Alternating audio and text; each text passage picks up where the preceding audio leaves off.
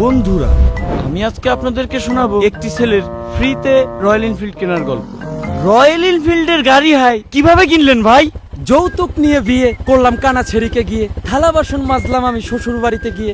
Royal এনফিল্ডের Hunter দেখে target করছিলাম ভাই, বড়লোক বাপের বয়রা কন্যা কোথায় আমি পাই। তাই রাস্তার ধারে নদীর পারে অলিতে গলিতে করে সন্ধান পেলাম রানীর খোঁজ। মুখে ফেরেন লাভলি মেরে সিগন্যাল দিয়ে আমি চক্ষুটি পেলাম রোজ। চক্ষু মারি রানী দেয় না সারা, কথা বললেও চুপ। ওমা হঠাৎ করে শুনলাম আমি চমৎকার একটি নিউজ, রানীর লেন্স স্পিকার দুইটাই নাকি জন্ম থেকেই ফিউজ। রানীর দৃষ্টি অন্ধ ছিল, স্পিকার বন্ধ, জাম ফর্সা রানী আবার লিপস্টিক নিত ঠোঁটে।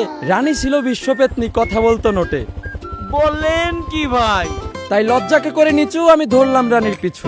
রানীর বাপকে ডাইরেক্ট বললাম, গরিব ঘরের ছেলে আমি, অল্প টাকা কামাই, আপনার মেয়েকে বিয়ে করে থাকতে চাই ঘর জামাই।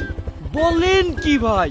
থালবাটি মাজবো, কাপড় খাসবো, দেখে রাখবো আপনার বাড়ি, যৌতুক হিসেবে আমাকে দিবেন রয়্যাল এনফিল্ডের গাড়ি। এইভাবেই কিনলাম ভাই। ভাই এরকম আমারও কিনতে হবে ভাই, কি করবো কোন ভাই? এটা সবাই পারে না ভাই।